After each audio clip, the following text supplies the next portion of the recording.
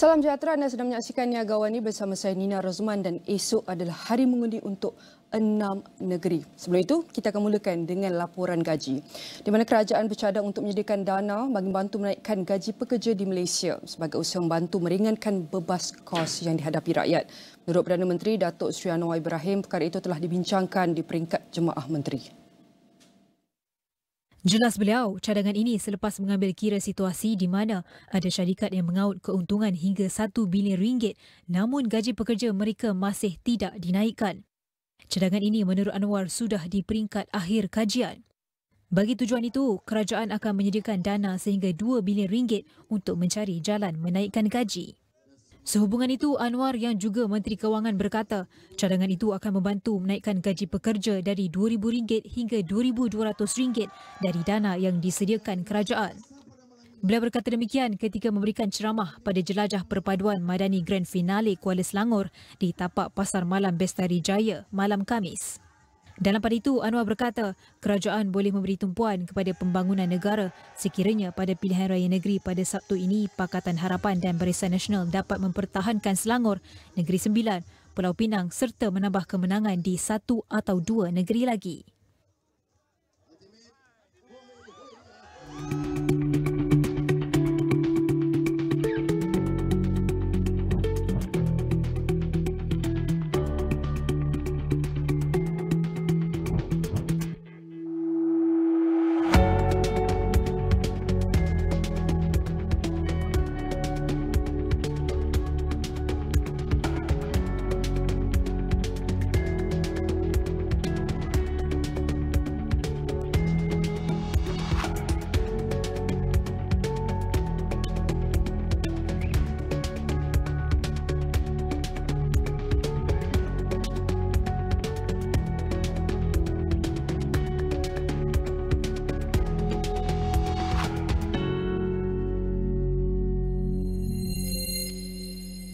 Seterusnya, kadar pengangguran di Malaysia menurun sebanyak 0.1% kepada 3.4% pada Jun 2023 berbanding 3.5% yang direkodkan pada bulan sebelumnya. Itu dapatan yang dikeluarkan Jabatan Perangkaan Malaysia DOSA menerusi Perangkaan Tenaga Buruh Jun dan Suku tahun kedua 2023. Ketua Perangkawan Datuk Seri Dr. Muhammad Uzair Mahidin berkata, bilangan penganggur pada bulan itu juga menurun kepada 581,700 orang berbanding 584,600 orang sebelum itu. Beliau berkata pasaran buruh Malaysia kekal stabil pada Jun 2023 disumbangkan oleh peningkatan berterusan bilangan penduduk bekerja manakala penganggur berada pada trend menurun walaupun prospek ekonomi diunjurkan berkembang sederhana. Oleh itu, bilangan tenaga buruh pada Jun 2023 terus mengukuh sebanyak 0.2% merekodkan 16.89 juta orang daripada 16.86 juta pada Mei lepas. Muhammad Uzair berkata, kadar penyertaan tenaga buruh pada Jun tidak berubah pada 70% seperti yang dicatatkan pada bulan lepas. Sementara bagi bilangan penduduk bekerja pada Jun terus merekodkan trend positif dengan peningkatan 0.2% bulan ke bulan kepada 16.31 juta orang berbanding 16.28 juta orang pada bulan sebelumnya. Daripada jumlah penduduk bekerja itu, 75.4% adalah dalam kategori pekerja yang mencatatkan peningkatan sebanyak 0.1% kepada 12.30 juta orang pada Jun berbanding 12.29 juta orang pada Mei. Mengikut sektor ekonomi, Muhammad Uzair berkata penduduk bekerja dalam sektor perkhidmatan kekal dalam trend menaik terutamanya dalam aktiviti perkhidmatan makanan dan minuman, perdagangan borong dan runcit serta pengangkutan dan penyimpanan. Bagaimanapun, kadar pengangguran pada suku kedua 2023 kekal 3.5% seperti suku sebelumnya. DOSA mengunjurkan kedudukan tenaga buruh pada bulan-bulan akan datang dijangka terus berkembang dengan mantap sejajar dengan jangkaan Indeks Peneraju Malaysia yang meramalkan prospek ekonomi yang baik pada bulan-bulan seterusnya. Pertumbuhan produktiviti Malaysia pada 2023 dijangka sederhana pada 3% di tengah-tengah cabaran berterusan dalam ekonomi domestik dan juga global. Menteri Pelaburan, Perdagangan dan Industri Tengku Datuk Seri Zafrul Abdul Aziz berkata, lebih banyak perlu dilakukan untuk mengingatkan produktiviti dan daya saing Malaysia bagi melonjakkan ekonomi. Unfortunately, productivity growth in 2023 is expected to moderate at 3% amid continuous challenges in domestic and global economies. This also means that our productivity growth is not transformative enough to take the country out of the middle income trap economy sooner. More needs to be done to boost Malaysia's productivity and competitiveness and improve the economy. Under the recently launched Madani Economy Framework, one of the 7 targets to be achieved is for Malaysia to be listed in the top 12 in the World Competitiveness Ranking. Another related economy Madani target is for Malaysia to be in the top 25 of the Human Development Index, or HDI. HDI is a concept that people and their capabilities should be the ultimate criteria for assessing the development of a country, not economic growth alone. Indeks Sentimen Pengguna CSI suku tahunan Institut Penyelidikan Ekonomi Malaysia mendapati ia kekal dengan aliran menurun pada suku kedua tahun ini yang menyusut 8.4 mata suku ke suku kepada 90.8 mata di bawah nilai ambang 100 mata yang menunjukkan tahap keyakinan. Dalam laporannya, Badan Pemikir itu berkata pengguna menunjukkan pesimisme yang lebih besar terhadap sekitaran ekonomi tahun ini dicerminkan oleh pandangan negatif mereka terhadap kewangan masa depan, pendapatan, pekerjaan dan tahap inflasi. Trend negatif juga diperhatikan dalam indeks pekerjaan yang merosot 7.4 mata suku ke suku kepada 102.4 mata daripada suku pertama 2023 dan 7.8 mata tahun ke tahun daripada suku kedua 2022. Menurut Mayor, apabila responden menunjukkan pesimisme tentang pekerjaan masa depan, pendapatan dan inflasi, rancangan perbelanjaan mereka juga kelihatan lebih rendah. Memandangkan ekonomi global belum menunjukkan tanda-tanda pulih tidak lama lagi, Mayor menyeru kerajaan untuk mempertimbangkan langkah-langkah yang akan menimbulkan keyakinan yang lebih besar dalam pekerjaan dan pertumbuhan pendapatan di kalangan rakyat Malaysia. Indeks keadaan perniagaan pada paras terendah 2 tahun. Begitu juga, indeks keadaan perniagaan BCI bagi suku kedua 2023 menunjukkan bahawa sektor swasta pesimis terhadap keadaan perniagaan dalam tempoh terdekat. Indeks suku tahunan menunjukkan penurunan sebanyak 13 mata suku ke suku daripada suku pertama 2023 kepada 82.4 mata, terendah sejak suku kedua 2020. Pada asas tahunan, BCI turun 13.8 mata daripada 96.2 mata pada suku kedua 2022.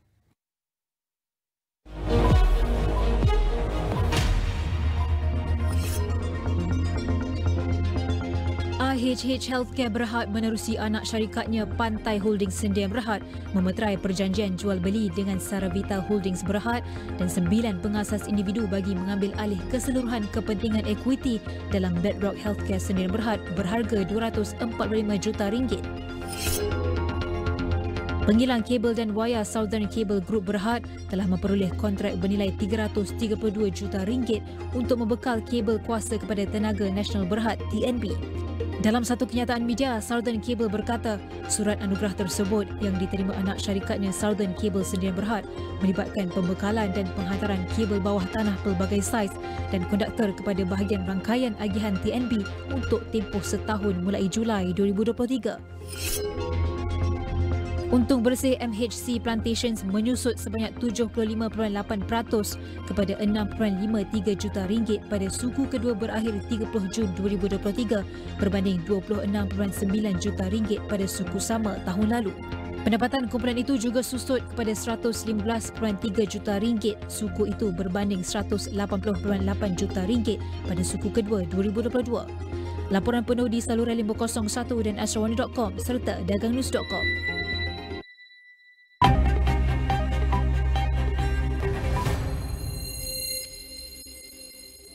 Di sebalik wajah-wajah tenang menantikan penumpang di jeti seberang Takir Kuala Terengganu terselit pelbagai kisah duka yang ditanggung pemandu bot penambang. Kadang-kadang mereka terpaksa pulang ke rumah dengan tangan kosong. Apakan daya, hidup perlu diteruskan demi sesuap nasi untuk keluarga tercinta. Walaupun tiada rezeki, mereka tetap turun ke jeti setiap hari dengan 1001 harapan.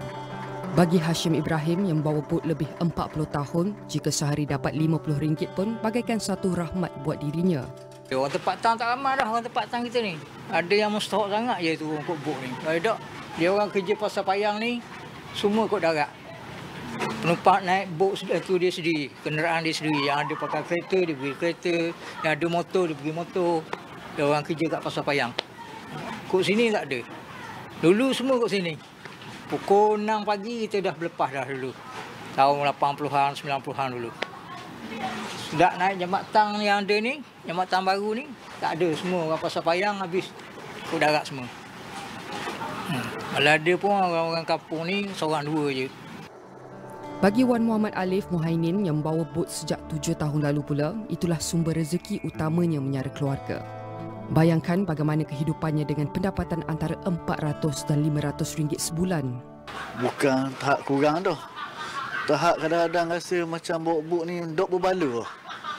Sebab kadang-kadang lepas minyak saja. Macam tu lah pada saat ni. Kalau sebulan boleh dapat berapa? Dok menentu, tengok atas keadaan. Kira-kira dalam kalau cuti sekolah boleh lah. Kalau hari biasa macam ni boleh kot 500 bulan. Orang macam tu lah, 500, 400 tengah sebulan.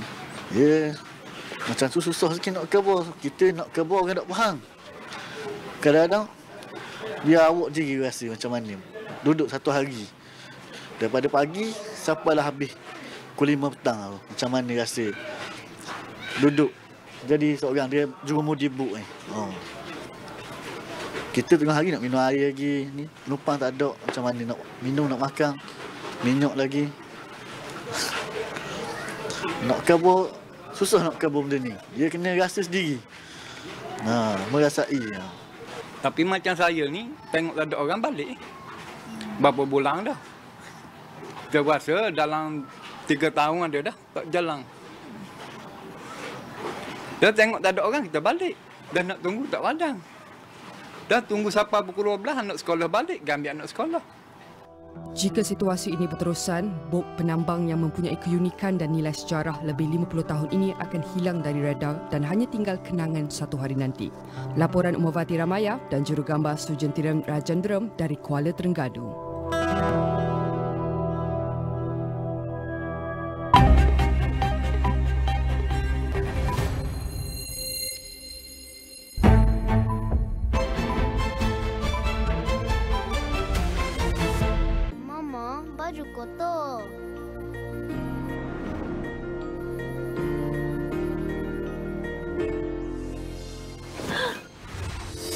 Dua dalam satu silki sakura membersihkan kotoran degil dengan haruman berpanjangan walaupun ditinggalkan semalaman. Melangkau berlembut dengan Breeze 2 dalam 1.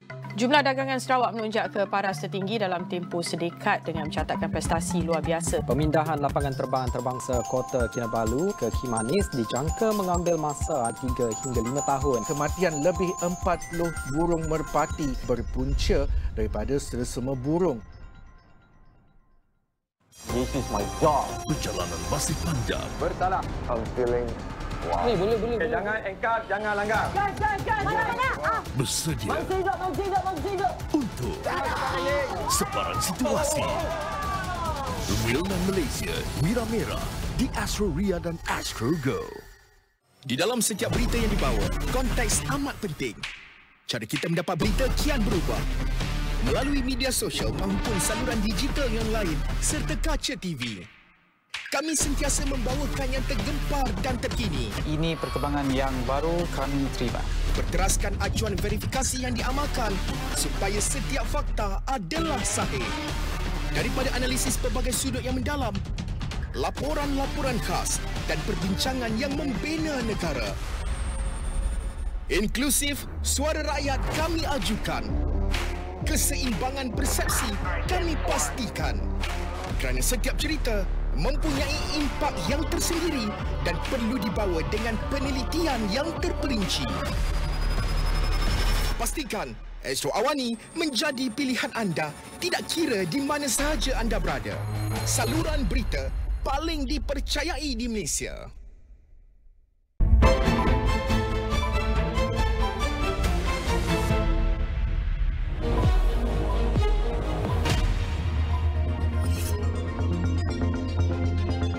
Pantau Master Corporation Berhad mencatatkan keuntungan bersih RM23.7 juta bagi suku kedua tahun kewangan 2023, melonjak 23% daripada RM19.2 juta dalam tempoh yang sama tahun sebelumnya.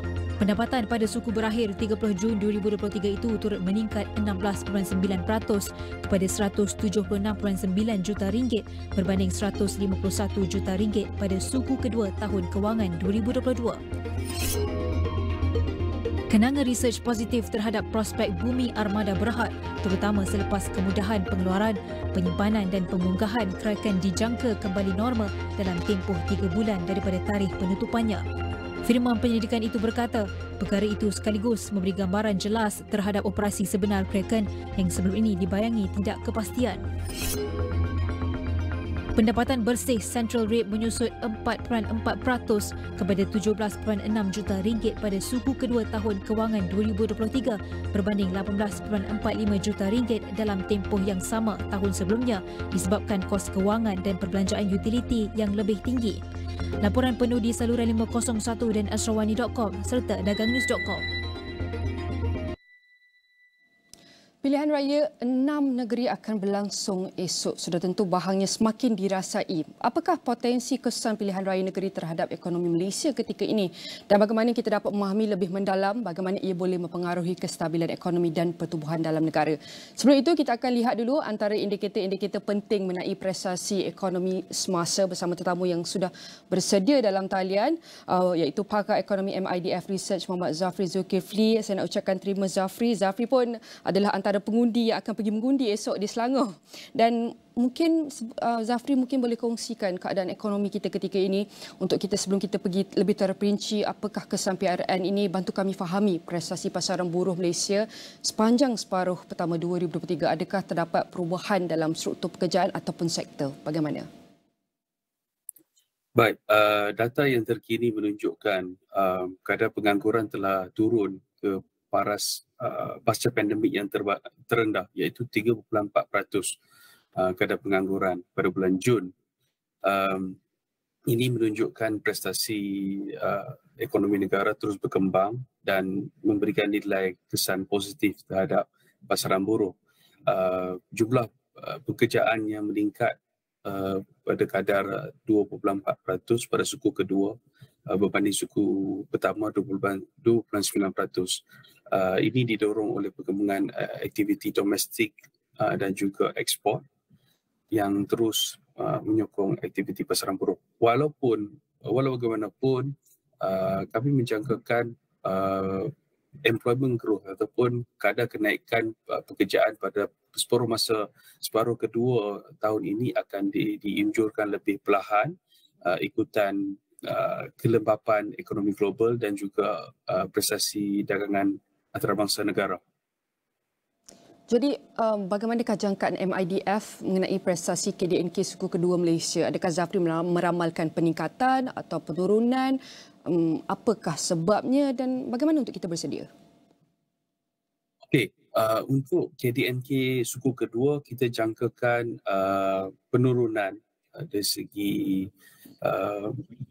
kelajuan ekonomi itu ataupun GDP growth. Pada suku pertama direkodkan pada 5.6%. Untuk suku kedua ini kita menjangkakan prestasi KDNK akan berlegar pada 4.5%. Ini berikutan kelembapan prestasi ekspor negara. Ekspor negara berkembang hampir 10% pada suku pertama. Pada suku kedua menguncup hampir 3%. IPI ataupun pengeluaran output negara, industri output juga dilihat berkembang 2 ke 3% pada suku pertama dan menguncup pada suku kedua itu sebanyak 0.2%. Manakala prestasi dagangan runcit di dalam negara, iaitu yang mana melambangkan memberikan refleksi kepada consumer demand, juga memperlihatkan penurunan daripada hampir 12% pada suku pertama turun ke 7 ke 8% suku kedua.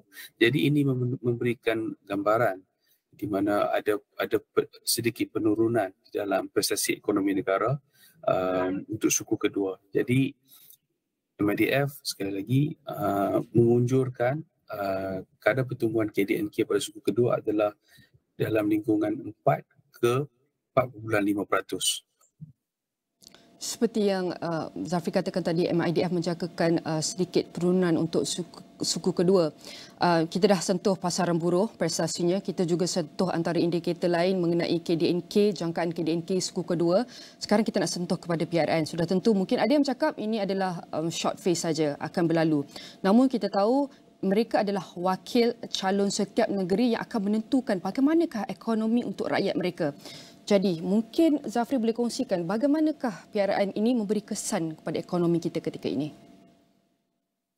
Baik, PRN ini secara teknikalnya tidak akan memberikan kesan kepada ekonomi negara disebabkan dia tidak melibatkan Putrajaya ataupun Kerajaan Malaysia itu sendiri. Dia hanya melibatkan 6 buah negeri. Namun sebarang keputusan PRN ini dia akan memberikan kesan kepada kedudukan politik di peringkat pusat dan ini mampu memberikan kesan kepada kestabilan politik negara. Namun begitu, kita assuming status quo ataupun 3 sama di peringkat PRN negeri ini, kita jangkakan kesan kepada ekonomi adalah minimal, malah dia akan membantu kepada kestabilan polisi negara, iaitu dengan bakalnya peluncuran dasar-dasar baru ekonomi negara seperti yang akan diumumkan nanti, dasar industri master plan 2030 yang bakal diluncurkan pada bulan ini,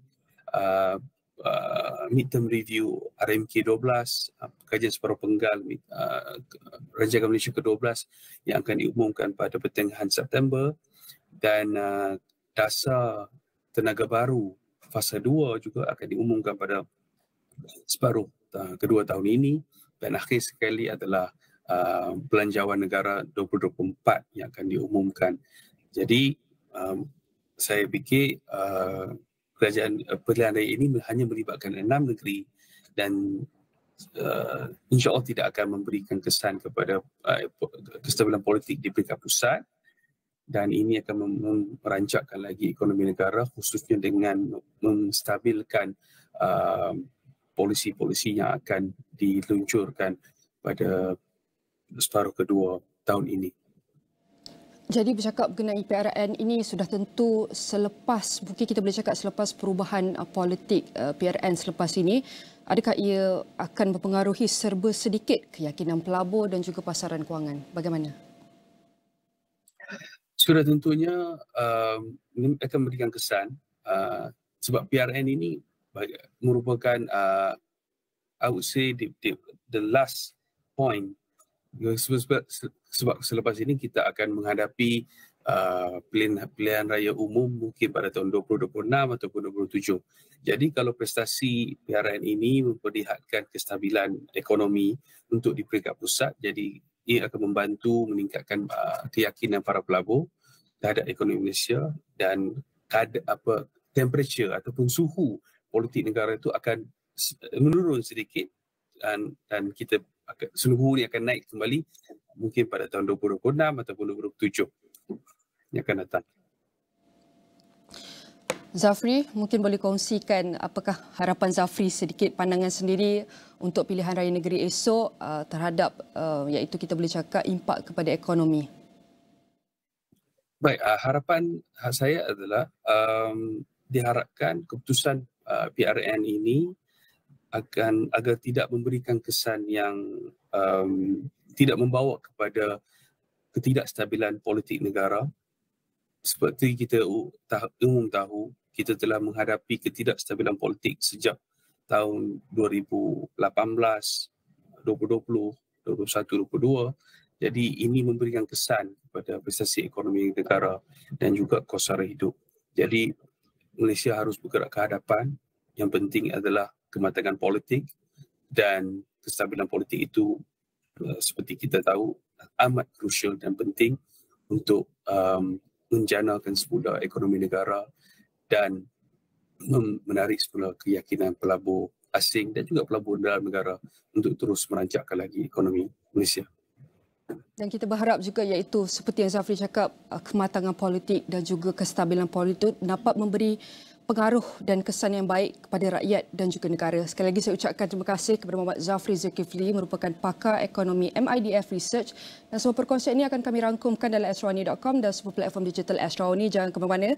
Kembali selepas ini bersama rakan tugas Semina Kauzi membawakan rangkuman Niaga Spotlight.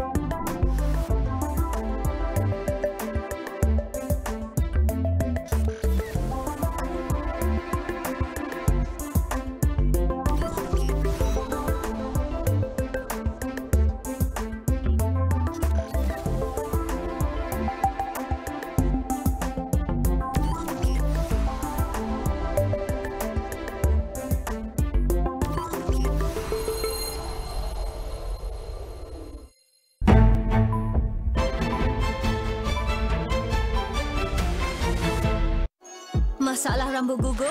Lupakan sahaja. Baharu, Dove Micellar dengan vitamin. Kini dengan vitamin biotin dan formula micellar, menyuburkan dan menguatkan rambut untuk 98% kurang rambut gugur. Dove Micellar vitamin. Ada orang kena tinggal ke tu? Selamat tinggal! Aja, masa banyak lagi dia keluar gitu je. Tolonglah masuk berlakon balik aja. Tidak baik you ni. Anak beranak ni sama je. Kita tak pakai dasar di jalan kaki. Wahai jin yang merasuk ke dalam badan manusia ini. Bersama artis jemputan Datin Lisa Surihani dalam sepatu reunion live di Astro Warna dan Astro Go. Inilah dunia bola sepak.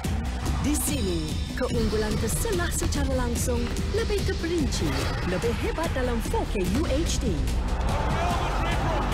Di sini, peminat sejati boleh stream di mana sahaja, on the go. Tiada gol akan terlepas. Di sini, kehebatan terus membara. Peminat sejati bakal merasai pengalaman yang tiada tandingannya. Tiada yang mustahil. Di sini segalanya untuk anda. Di sinilah keagungan dunia bola sepak. Hanya di Astro.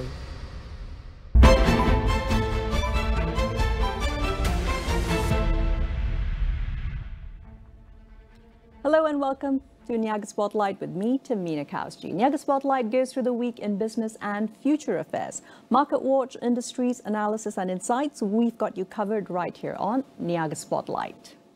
Well, for this week's analysis, in time for Merdeka month, we take a look at heritage conservation with a focus on the Kuala Lumpur Old Train Station, or KLO. Now, KLO is one of Kuala Lumpur's most famous and instantly recognizable landmarks.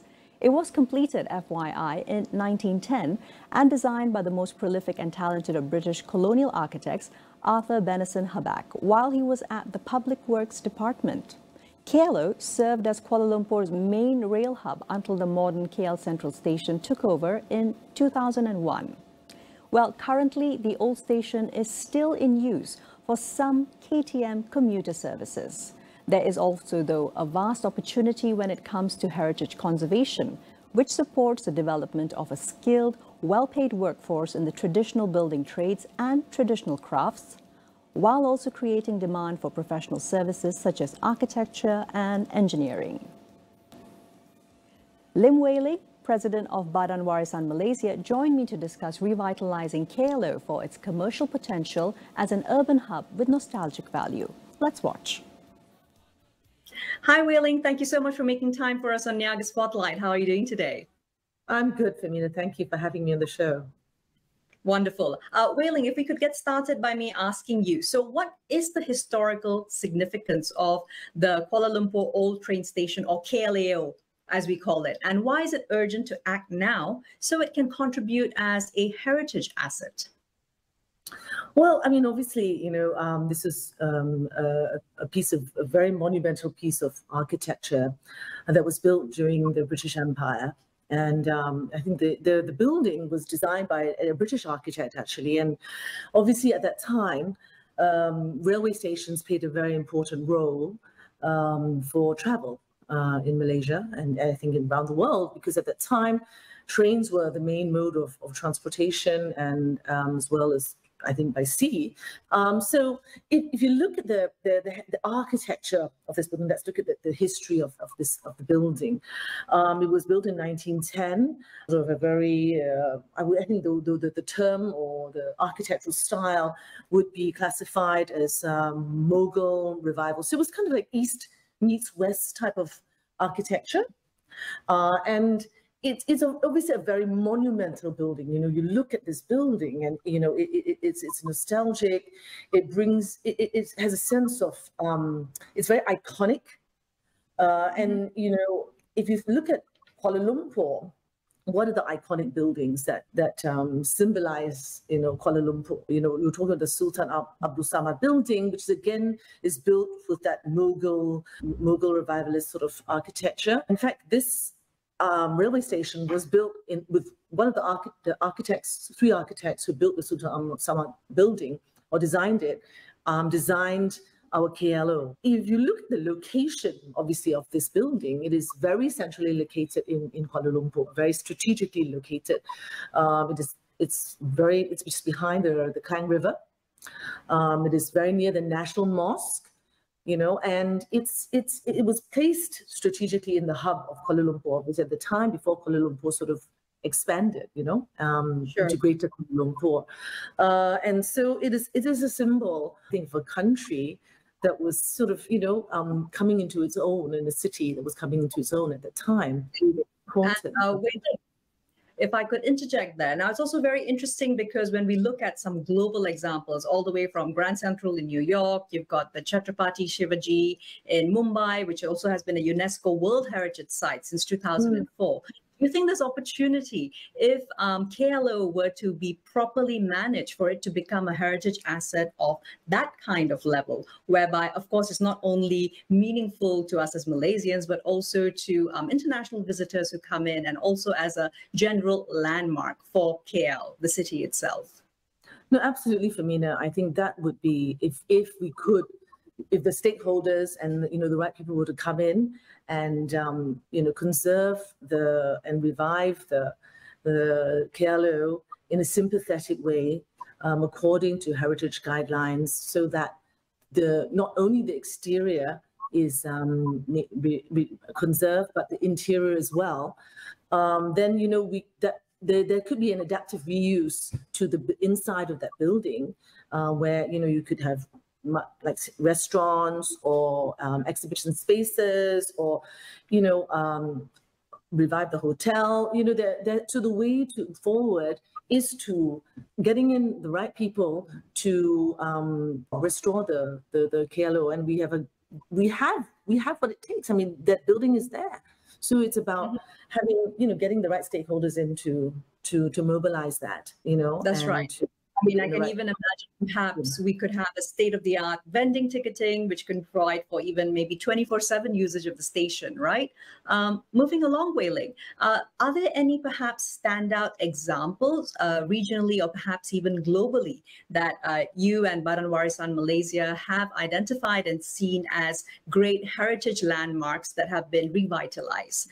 We're talking about innovative materials, inventive techniques, and perhaps something that may even be applicable to the Malaysian context. Well, okay, I think, an obvious, example would obviously be St. Pancras Station, which was obviously built in the mid-19th century and then was left abandoned. It was a very sort of prime example of Victorian Gothic architecture. And now it's been revived. The main building has been turned into, obviously, it's still a railway station, and it's got ticketing, and it's been sort of modernized and everything. What they did was they restored the masonry on the exterior of the building. They cleaned it up. They didn't really add anything to the original building, but what they did do was they added an extension to the building, which then houses, a lot of restaurants and lifestyle sort of activities. So it's become a hub that people go there not just to catch trains, but also to shop and to eat and to do various other things there. I think these are just ideas. It's creating public spaces, biodiversity, regeneration of urban areas, and for the station, obviously, because it is already sort of in the middle of Kuala Lumpur, which is already quite built up, I think it'd be very accessible, and it would be wonderful to really just, even if people were just to go there, and if they didn't catch a train, but to be able to go there and have a meal or have a coffee with someone, or do you know what I mean? Or use that station as a point to go to KL Central. You know what I mean? Which is obviously the very modern station, but exactly. That's the right. link between the past and the present. Wei Ling, one last question. I'm just really curious to know, from Badan Warisan Malaysia's perspective, what would be perhaps the best financial model or approach to kickstart revitalizing KLR? Well, I think it will cost a lot of money, obviously, to kickstart a project of this scale.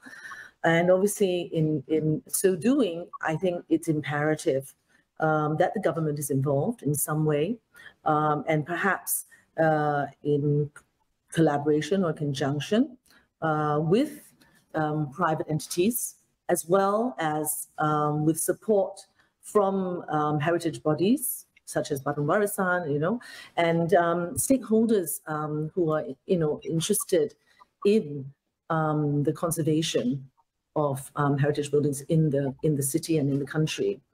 Obviously, beyond just merely sort of restoring a heritage building, it is important that maintenance is continued, because it's not just restoring and then leaving it. It's continuous in it, maintaining any building, especially a heritage building. The other thing that we were thinking about in terms of heritage buildings is about custodianship.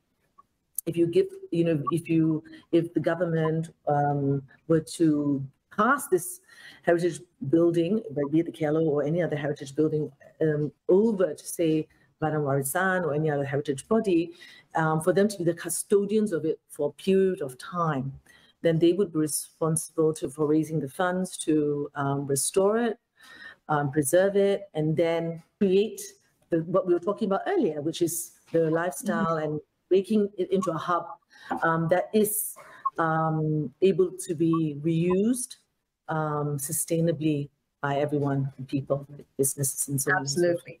Thank you very much, Wei Ling. Much appreciate your keen insights. That was Lim Wei Ling, President Badan Warisan Malaysia, joining us to share about heritage conservation and KLR, the old Kuala Lumpur train station, in conjunction with Merdeka Month.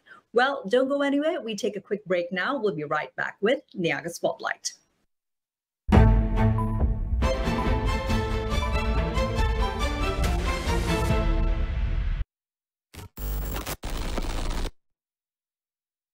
Petronas Energy Park, in conjunction with Energy Asia 2023, showcased the future of energy through Petronas' perspective. Demonstrating their commitment to a net zero future, the event featured captivating talks, interactive showcases, and interesting displays. Visitors were welcomed to the park via the mesmerizing immersive tunnel at KL Convex Crossing on their way to Energy Asia. At the park, various stations offered valuable insights into Petronas' operations. The core station highlighted Petronas' dedication to reducing carbon emissions, while the Horizon station showcased their new businesses and opportunities. The Synergy Camp station celebrated innovation and people as key drivers of Petronas' progress. Petronas Energy Park, building an equitable energy future together.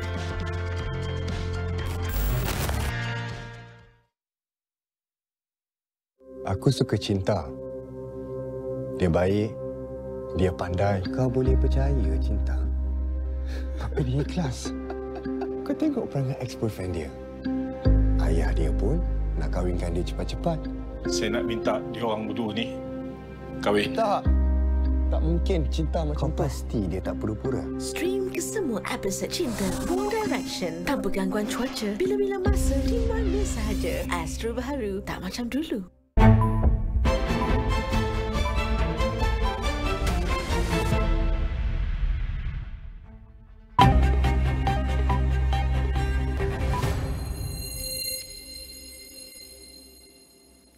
Welcome back to Niaga Spotlight with me, Tamina Kausji. Well, this week on Future Affairs, we focus on disinformation, social media and electoral integrity. 6 of Malaysia's 13 states go to the polls tomorrow, August 12th. The opposition-held states of Kedah, Kelantan and Terengganu in the north and pro-unity government states of Negeri Sembilan, Penang and Selangor in Peninsular Malaysia. Today, we break down how and why disinformation becomes particularly pronounced on social media during election cycles, impacting electoral integrity and actionable strategies for addressing it. The epidemic of online fake news hits us hard, not only in our levels of trust, but also in our pockets. It is costly to produce quality journalism, but cheap to produce polarizing political takes and easily shareable disinformation. FYI, even back in 2019, online fake news was estimated to cost $78 billion USD globally each year, including impacts on stock market value, healthcare, politics, e-commerce, media, and even in finance.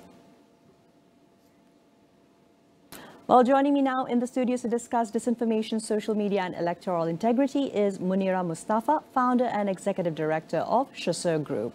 Munira, thank you so much for making time for us. How are you doing today? I'm all right. Thank you for having me. I'm excited to be here. Awesome. So let's get started off, Munira, with telling me a little bit about when it comes to national security and democracy. So what are some concerns around the role of disinformation? So what people need to understand about disinformation is the intent and goal. And the goal of disinformation is to erode the audience's trust in institutions and democracy. And that's why it's even more dangerous and pervasive, especially around electoral cycles, because that's when the use of disinformation becomes more pronounced. Yeah, exactly. And can you also now perhaps very simply break it down for us, the difference between disinformation and another term that audiences may be familiar with, misinformation, and how they differ? Oh, sorry. So again, this is about intent, goals, and objectives. So if you look at the stem of the words mis and dis, mis denotes the intent of that it's accidental. You might accidentally spread the wrong information, falsehood, without intending to. But disinformation is very intentional, and it usually involves a coordinated network of actors to make it look real. Right. And that's why it's very, it's a threat, essentially. Right. So perhaps if I could break it down, misinformation might be, let's say, someone in our family who unintentionally forwards a WhatsApp that contains incorrect information. Would that be correct? Yeah. Okay. So disinformation then would be the originator of that same WhatsApp chain. Not necessarily. Okay. Disinformation usually has a target and goal, and it's usually incentivized by a political goal or financial motives. It really depends on what do you want to achieve when you spread these falsehoods. Do you want to take down, do you want to discredit an organization? Do you want to affect stock market exchange? Do you want to discredit a political rival? So you use this information to create those falsehoods. And usually it doesn't take 1 or 2 people. It requires a network of people, because that's when it looks a bit more authentic. The authenticity of it, right? Yeah. So let's move into something that also did happen just this week within the Malaysian news media landscape. Utusan TV was earlier this week blocked access to certain users all around Malaysia. Do you feel that this is a sound disinformation control strategy? What could be the thought process behind something like this? I know that the impulse to control information channel is very strong, but I would caution against it, because based on some research I've carried out and based on my findings that I've shared with my fellow author, Dr. Benjamin Loh, we find that when people have more varied access to information and when they are given the autonomy to arrive to certain conclusions based on the available information, facts, you are less likely to subscribe to disinformation. So basically, what we should be concerned about disinformation is that it preys on your biasness. So basically, it's about your confirmation bias. So I think it's very counterintuitive to be more to block access to information, because the diversity of information is what makes it, it helps a person to understand the information ecosystem better. And also in a heightened political landscape of sensitivity that might also be interpreted as a dog whistle of sorts, yes? That's right. Right.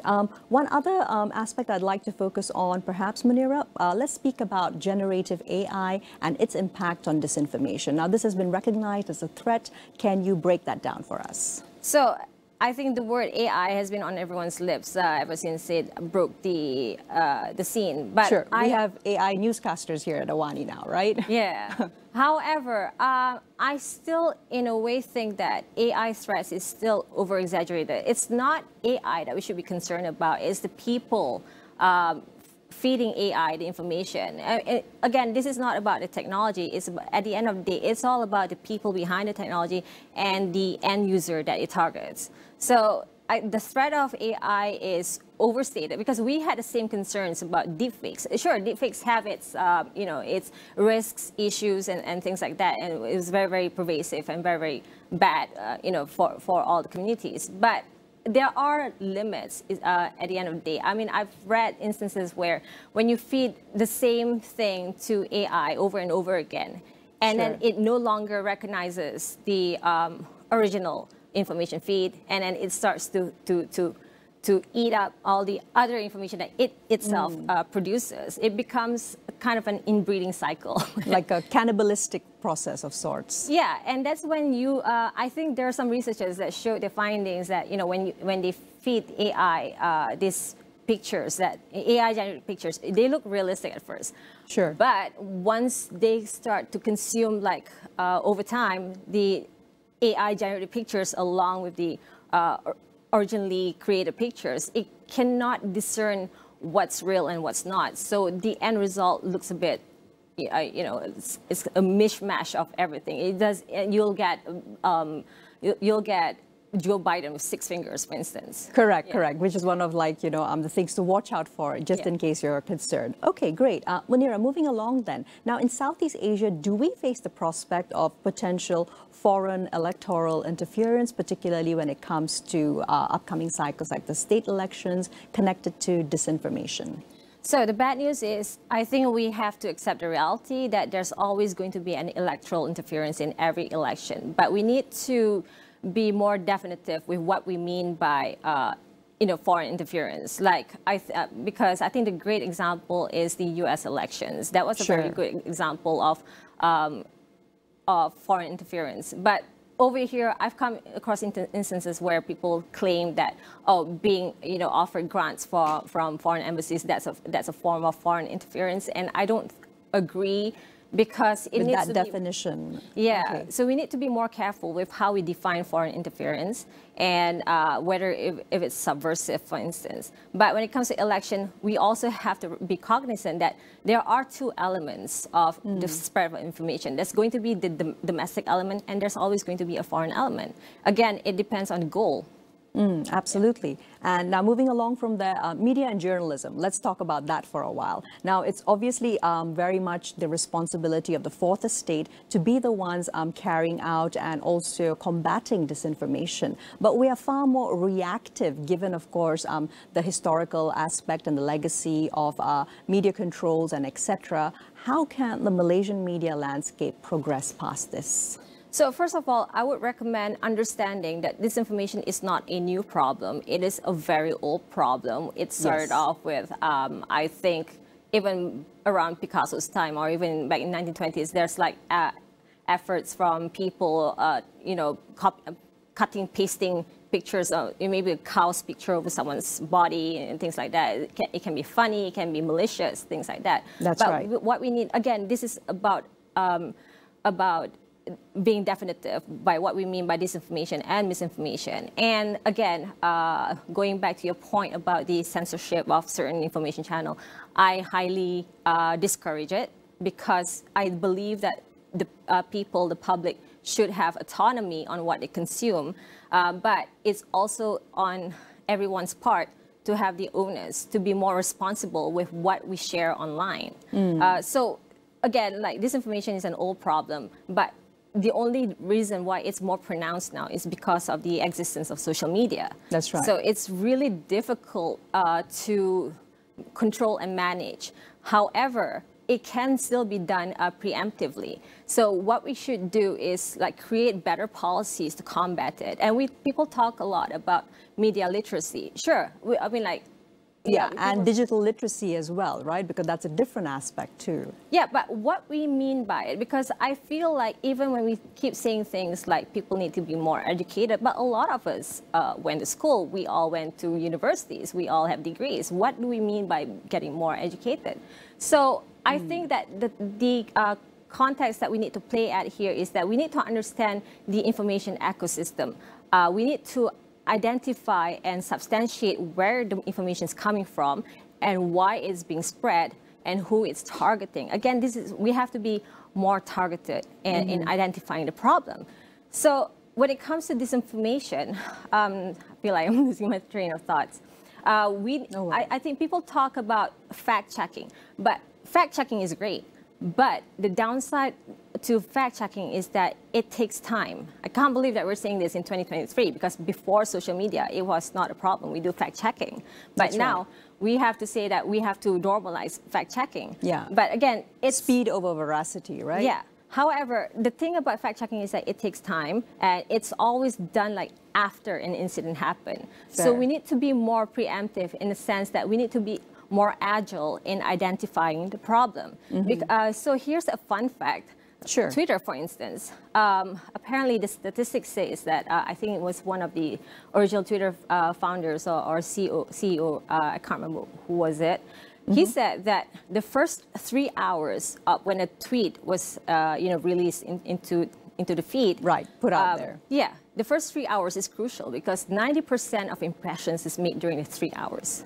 I will remember that. Now, ideally, Munira, what is also the role of social media companies and regulatory authorities within the disinformation ecosystem?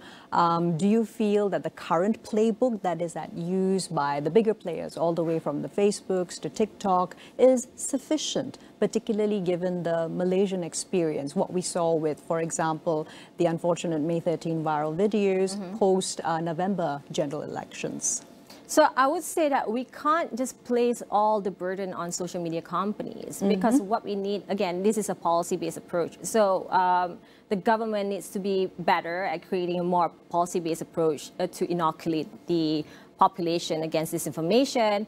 The social media companies should be more agile in identifying the problem, and you can do this by doing the multi-channel approach. You identify, it's not just the main channels, because disinformation has to start somewhere. It's always starts at micro level before it goes macro. So I think that even now, a lot more companies have their own risk assessment department now, like TikTok. I'm sure TikTok has learned its lessons because, and again, the tendency to say that there's more disinformation on TikTok compared to other platforms, I would disagree with this as well because disinformation is everywhere. And as long as you're online, we are all targets for disinformation. Absolutely. And one last area I'd like to close out with. So how do we combat the person-to-person more misinformation networks? These are the viral WhatsApp forwards that often afflict and are thought to afflict at least those who are at least from an older generation. But increasingly, I think the playing field has been level. It's all of us, right? Yeah. So I think we can do that by having a plan in action. So it's best to try identify a narrative because again, like I said, a narrative doesn't just come out of nowhere. Sure. It always starts somewhere. So what we need is that when we try to transmit a message, we should be able to teach people what the message looks like, how to identify what a bad message looks like. Essentially, this is what we call pre-bunking. Pre-bunking, not debunking. No. Excellent. Thank you so much, Munira. That was very comprehensive. Really appreciate your making time for us on Niaga Spotlight. All right. Well, of course, that was Munira Mustafa, founder and executive director of Shaso Group. This has been Niaga Spotlight with me, Tamina Kausji, and also a resounding reminder to everyone going out to vote on Saturday. Choose judiciously and vote well. We'll see you next Friday with more business analysis and insights. Here's to a productive week ahead.